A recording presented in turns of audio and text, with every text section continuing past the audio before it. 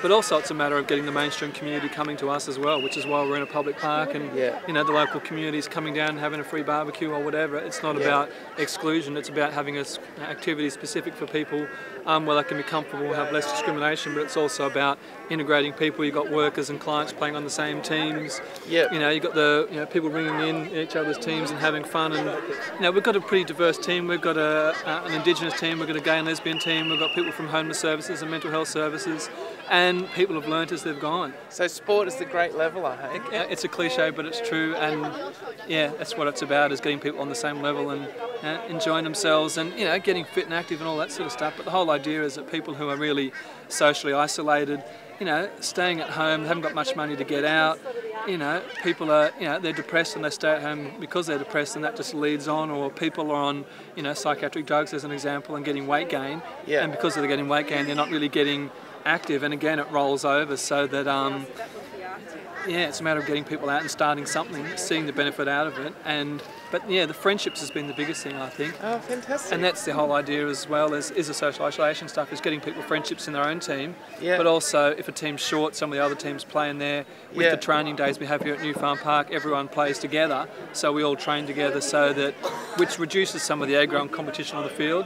Because if you're training with someone and doing drills and passing the ball around with a member of the opposite team, you're less likely to get pissed off at them when you're playing. So there's less likely to be aggro, and we've avoided a lot of that stuff.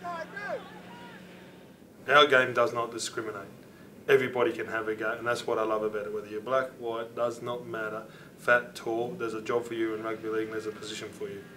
A group of guys that care about you, you know, I think that's the thing about rugby league, you know, like that. He's got to be playing good to make me play good, and you've got to make sure it's certainly not an individual game. It's team, and you need everybody in it. Everybody's a part of it. That's a real good part of being involved in the team. When people are at a low point in their life, whether they're experiencing depression or mental health issues, and there's an issue around motivation, to see the spark that a game like this creates. You know, as one person said to me, boredom is a terrible emotion and can be deadly, meaning no vision, no goals or sense of future. Or whether that be anger or frustration. A lot of people carry anger in their bodies or fear in their bodies, confusion, they feel isolated, they don't feel a part of the world. And all of a sudden they're a part of this really exciting, life-giving game. From some really skilled people to people just starting to people who wouldn't play. I mean, that's the real excitement of it, the fact that you've got people out running and enjoying and experiencing football, touch football as it is today, and they wouldn't play in a regular club. You think you have a problem, I think you can solve a lot of them by getting out there and exercising, because it just turns your attitude around, it clears your mind. Mate, all your troubles seem to go away when your lungs start to burn. That's one thing I know, and the fitter you are, the better decisions you make. It's simple as that. In sport, in life, if you're fit and you're healthy, you feel good, you know, you feel better around your home environment. Well, now I'm retired, I know how I feel when I don't train. I used to be made to train. Go there 6 days a week, I felt terrific. I felt on top of the world. You feel like you're bulletproof.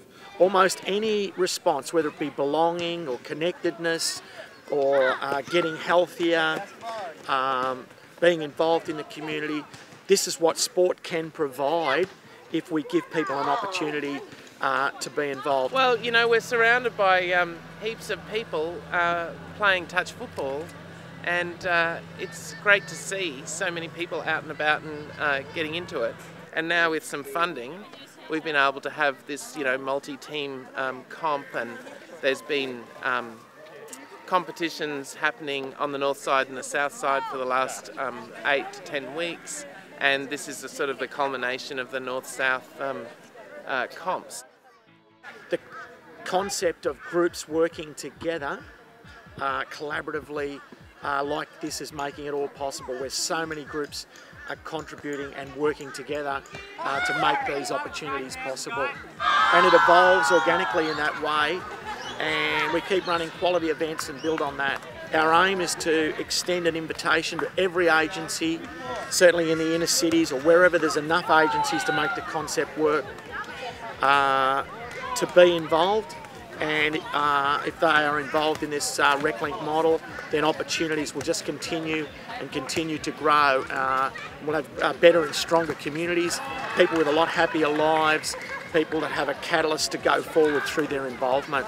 I guess it's the sense of purpose, knowing it's there each week and that people can be involved, to know that you're going to run and enjoy running, enjoy handling the ball, enjoying being with your friends, trying to improve as a team, and the challenge of it, the excitement of it. You know, when those teams run out for that grand final today, they're going to feel pretty good about themselves, and people are going to feel good just about competing, just about doing something that they wouldn't normally do. How many people would be in mainstream clubs doing this?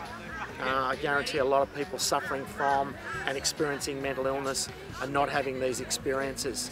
What does it mean to have real experiences, real purpose, real involvement, real community and real sport? You know, you just cannot put a price on this for the people involved. Like seeing the kids and seeing smiles on people's faces. That's what it's all about. It's about getting out there and having a go. That's the great thing about playing sport. Most sports are, get out there and have a go. You know, get out there, have fun, join a team, join some blokes, get some mates together, you go down the park and start throwing the ball around. I think that it's a great way to, for me to meet new people, to travel, and to stay on top, to stay fit. I guess it's in people's own hands, and partly that's what our message is in mental health, is that if people are given support and the resources they need, they can actually take charge of their own recovery, and the more that people are in control of their lives, the better they will feel, and the more likely they are to deal positively with symptoms of their illness.